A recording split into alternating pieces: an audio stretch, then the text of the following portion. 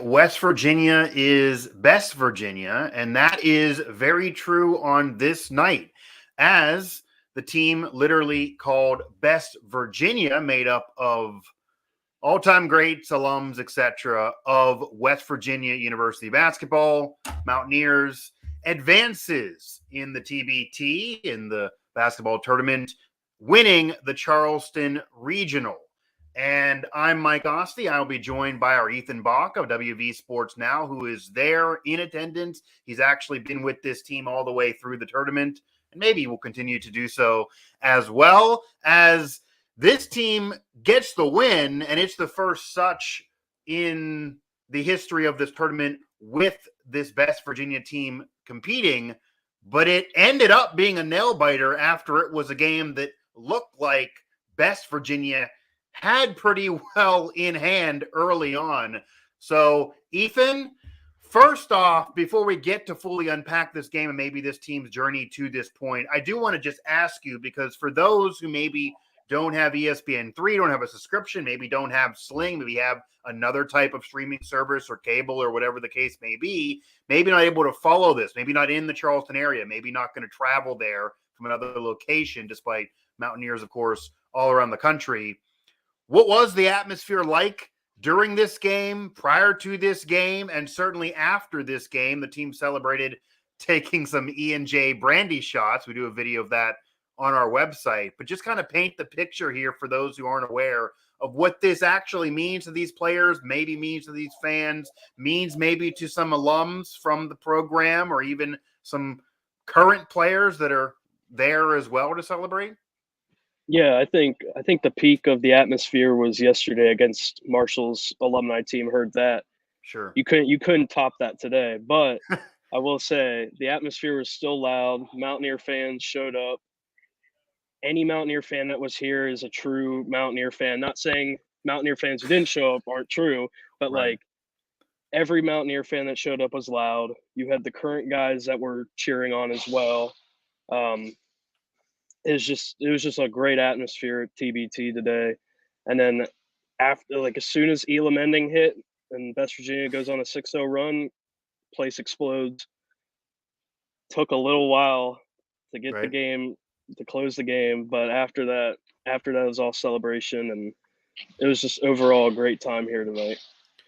Yeah, and it also seems like the players that are competing, going into John Flowers, Kevin Jones, etc., really care about this. I even actually saw a quote from, I believe it might have been Kevin Jones, where somebody asked him, what's the difference of competing for $1 million here in the TBT versus competing for a chance at a national championship? And of course, many of these players were on a Final Four team, the last such for West Virginia under Bob Huggins back in 2010, and had success through a gauntlet of a Big East tournament, whether it be that year or even after, and then, of course, through multiple March Madnesses. And I saw the quote, and it was basically, they both mean a lot to me. They're both kind of the same. Obviously, you care about both.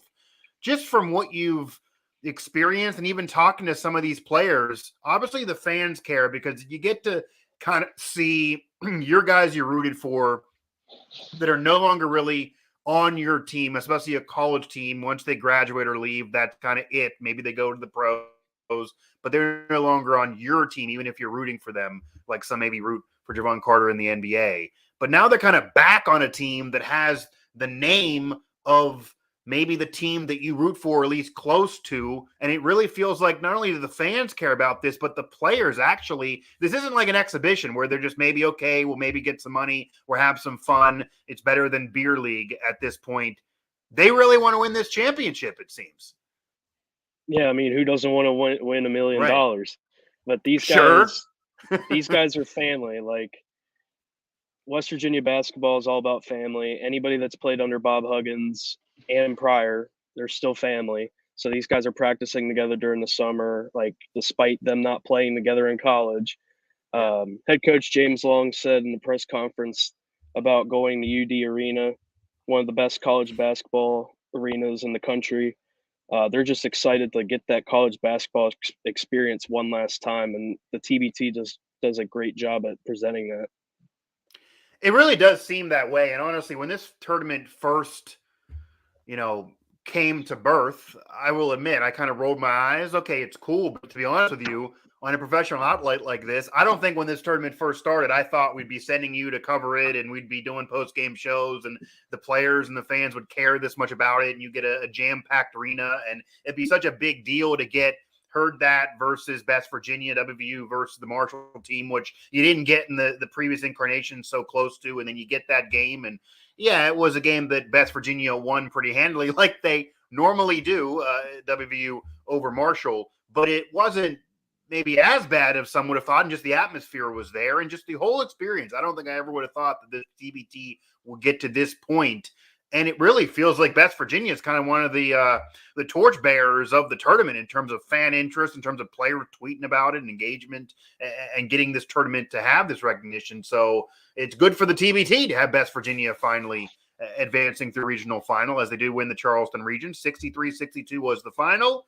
As you get to that Elam ending eventually there, Ethan Bock of WV Sports Now joining me here as we were talking about Best Virginia and maybe a chance at winning a championship. And yeah, many have experienced the Final Four on this team, playing on this team, but maybe going one step above. And yeah, you want to win $1 million. I feel like you do want to win $1 million. That's how you get the incentive of these guys competing. It is not just beer league. You want to win $1 million. They certainly want their piece of the pie, and they would deserve it if they would get there. But Ethan, Best Virginia ends up getting the victory for West Virginia, but it was a game that opened up with a 10-plus run for Best Virginia. They had a pretty solid lead after the quote-unquote first period, and you get all the way to a 1-point victory, a nail-biter towards the end. You do get Elam ending, but it certainly got closer to where maybe some could think, okay, they're going to blow this. The Buccaneers, maybe the Buccaneers are going to end up getting the victory off the number 1 seed after maybe the fanfare and getting so up for heard that. Maybe that would be the little pin in the balloon. What happened through the course of this game that goes from a number 1 seed that had the better players playing really well and clicking to simply not, and then this game getting closer? Kind of unpack it and describe how this game unfolded. Yeah, so during this week, West Virginia has shot the ball well at times. At times they haven't shot the ball well. First round, they played great defense. Tonight, they showed signs of great defense for sure. Tonight was just a game of runs. I mean, Every 2 minutes, there was a new run starting. You get to the Elam ending, West Virginia gets on a 6-0 run immediately, and then the Buccaneers go right ahead on their they go on a 5-0 run themselves too, and it takes all of West Virginia. Kevin Jones just has to save the game, and It seems like every game they're in with the Elam ending, they can't get that final basket. It takes like multiple possessions. They can't just close it out early. I know for sure Buccaneers definitely took advantage of all the turnovers West Virginia had. 18 on the night for West Virginia. They rebounded better tonight for sure. But yeah, tonight was just a game of runs. It was crazy. Nobody could just secure the game, control the game. It had to just go back and forth. And I do see here Staten with 6 points. Kevin Jones ends up with 10. Flowers had 5. So a pretty versatile offensive output for West Virginia, kind of like under the days of Bob Huggins. And then, of course, clamping down on defense, which is what you need to do. But, yeah, almost, I wouldn't say blowing it at the end, but almost, ruining kind of what could have been this game, getting it wrapped up early. And then you have the 1-point victory off the Elam ending there, which is kind of a new thing of the TBT, a cool thing of the TBT for basketball fans here that you don't get everywhere.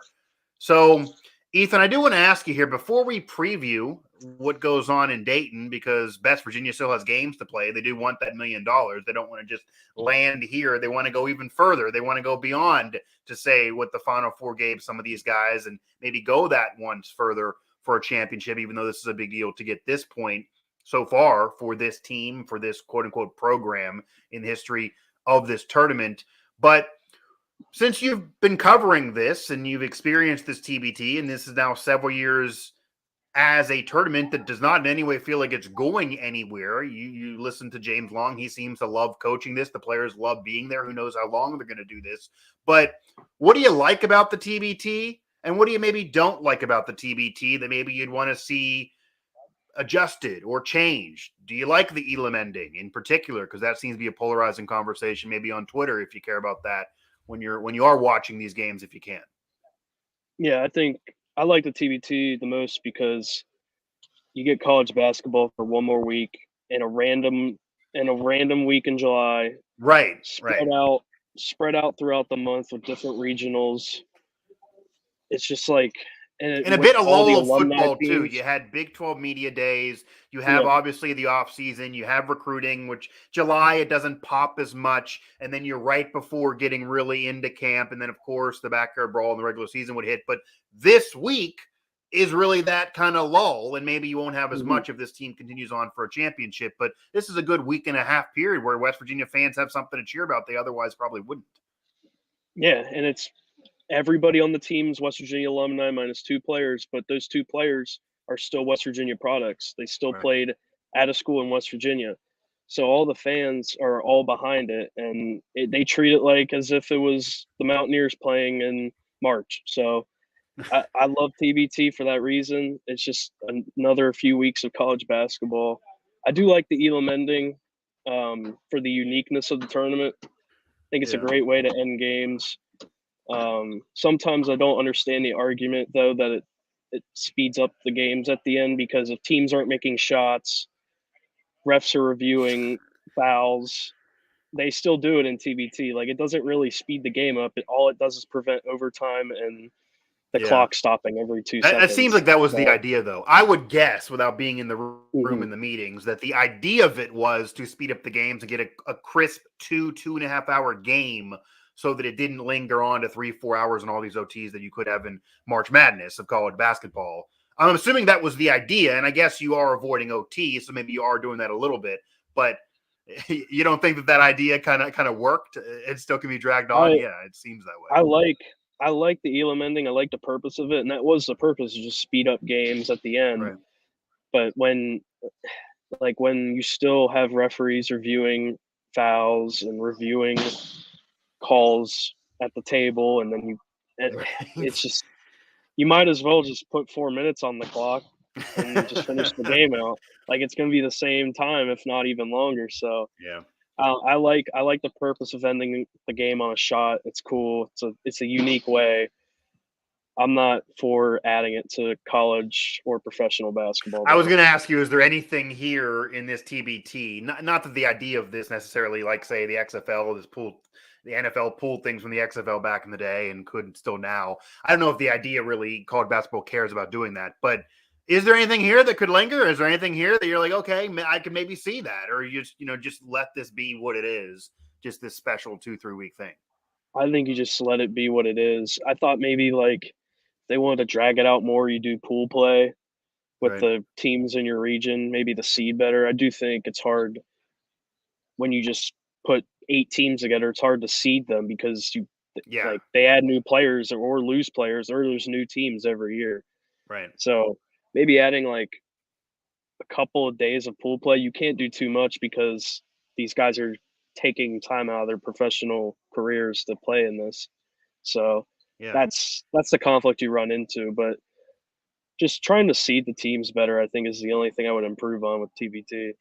Yeah, and it's hard for obviously best Virginia fans to complain about the seeding this year. That certainly has worked out, and they end up winning the Charleston Regional here. I'm joined by Ethan Bock of WV Sports Now, as he is there in attendance and has been in attendance for best Virginia's run. Overheard that, and then of course that's the Marshall team, and then of course here doing it against the Buccaneers to win the Charleston Regional. It does feel like it's just going to kind of be what it is, just kind of be that thing. And maybe the only way to improve it, if you are getting ratings on where it is, and maybe these players are so interested and you're seeing social engagement, is to try to advance it from just ESPN3. And obviously, you have Major League Baseball contracts and things like that and games that have to be on those stations. So maybe this is all it can be. But hey, I feel like it's been a positive. And I don't know if I would have thought it would last this long, let alone we'd be covering it. So this actually is getting legit coverage from all the outlets, not even just us. If they cover West Virginia University athletics. They're covering the TBT during Best Virginia's run, and now this is the deepest they've been.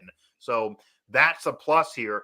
Before we talk about what they could do in Dayton, because as number one seed getting to this point, and as a team that is made up of so many West Virginia University alums, all but two, and name recognition players that had real success in college and maybe not playing the NBA now by any means, but certainly can ball and are still showing that. And yeah, they're also fathers. John Flowers' daughter is out there, Violet, celebrating as well, and they have other careers.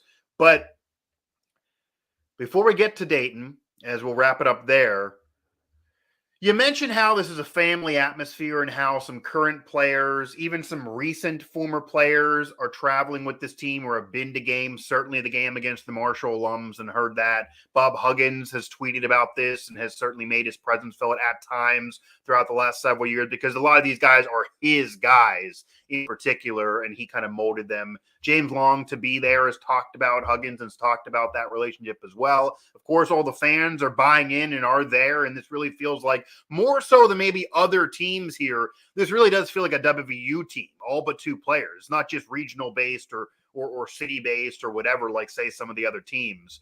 So with all that said, and maybe this sounds stupid, but I just got to ask this question. Obviously, we cover tons of recruiting here on WV Sports Now. Can this do anything to help recruiting for WVU? Even though Huggins isn't coaching this team, if you know what I'm saying in terms of connecting the dots, could it maybe be a recruit says, okay, this is a family atmosphere. If I go here and have success here and I don't go to the NBA, this is still a family that's going to embrace me a decade later, and I have these opportunities. I could at least do this or whatever. Does this in any way serve as any type of recruiting mechanism? Do you see it that way? Or is this, again, just maybe a kind of fun-loving thing that's separate? I wouldn't say the TBT will help recruiting, but I think that the guys involved with this will help recruiting. Kevin Jones, John Flowers, Right. List goes on. These guys are always at the practice facility. Banks. Right. Yep. They're always at the practice facility. They're always working out with the guys, trying to help them. Jawan, for example, always training with the guards, helping them get better. Like, it's like if you come to West Virginia, you're going to work out with the alumni. It's just it's how it is. It's family. So I think for sure the guys involved with TBT will definitely help with recruiting if that recruit just wants a family atmosphere. And Hugs, right. I guarantee you, Hugs pitches that to them every time. I'm sure he does. And I'm sure that he even shows this tape. And maybe it also even helps when you have John Flowers, who does real estate or whatever, going down there and trying to work out guys. And he didn't obviously have any type of NBA career, but he had a great career in college. And some of them were playing professional and making some money elsewhere. And, you know, maybe you get an arrogant college kid that's saying, hey, you know, you're almost 40 years old maybe, and you didn't make it in the NBA. You didn't get near there. What can you show me? And these guys can show, well, hey, I can still ball. I can still ball on a national TV game. I can get $1 million maybe. I can win a championship. I can still do it. So maybe it proves something as well to the recruits, to a high school kid, maybe thinks he's big stuff.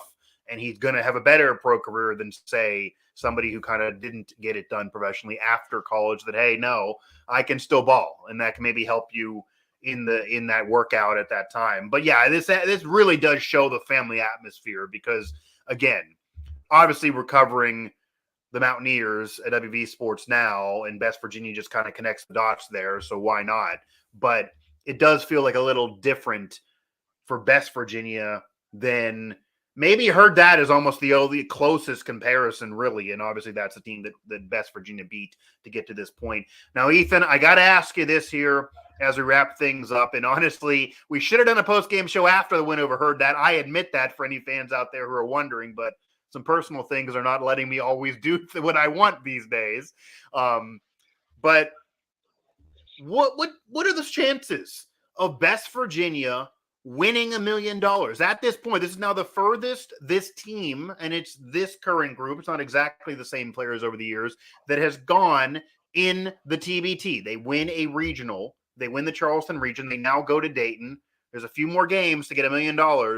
What are the legit chances, number one seed, but a legit chances of this team winning this championship? And from what you've seen, what could hold them back from winning a championship?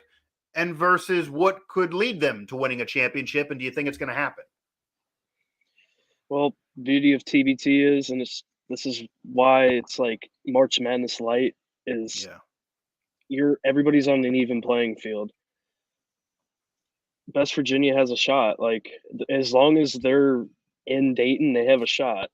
Yeah. They have 7 other teams to go up against. On Friday night, they're going to play Red Scare, which is Dayton's alumni team.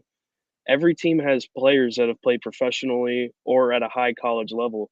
So everybody's on an even playing field. Nobody has – there might be more talented teams, but it just depends. You're going to have less fans there. West Virginia would have less fans there, you'd imagine. But when you factor in chemistry and just right, just anything that comes with being a team, that can beat a talented team. So I think for West Virginia to be able to pull this off and win $1 million, they got to consistently rebound and still consistently shoot. John Flowers, Jamel Morris, Jay Sean Page, Jermaine Haley, they've all shot well during this tournament. Last night against Herddat, they allowed 20 offensive rebounds. They were better tonight. They won a rebounding battle, but they got to stay consistent with that. It does feel like that this team has the talent, arguably the best talent in the tournament. They're number 1 seed for a reason. They've been playing really, really well. They do get in cold spurts. They do have to hold on, even though the Needham ending there, and can't fully put that exclamation point on things that maybe you'd want. And yeah, John Flowers, and percentage-wise, they're all shooting. Maybe you want a little bit more from John Flowers. He's like the leader of this team, feels like the heart and soul of this team. Maybe you want double-digit scoring from him. So maybe getting a few more baskets would certainly help things as well, and maybe getting those guys involved early on in games and, holding that lead and being able to really almost put that nail in the coffin. It almost seems like, and again, they've all played in big games, granted it was a while ago at WVU, that they feel like they won the game, so the foot comes off the gas a little bit. So maybe that could eventually become a problem. As of course, it is all about winning that championship now and getting that $1 million. You get to this point, you go the farthest this program has been in the history of this tournament, and why not keep on? So, Ethan Bock of WV Sports Now, you were there, and it's a cool thing to cover. This is unique. We've covered tons of things over our careers, but this is, I even asked you personally, like, this is just a cool, different thing. That not everyone gets to do, even people that cover college basketball and cover sports in general. So our Ethan Bock of WV Sports Now is West Virginia. Shows why West Virginia is the best, at least in their eyes, and some certainly could say, and who, myself or anyone to argue on this night, as West Virginia wins 63-62 over the Buccaneers. They advance to Dayton, take on the Dayton alumni team en route to possibly $1 million and a championship of some kind, as maybe they go further and finish the job that they tried to do a little bit of a decade plus ago.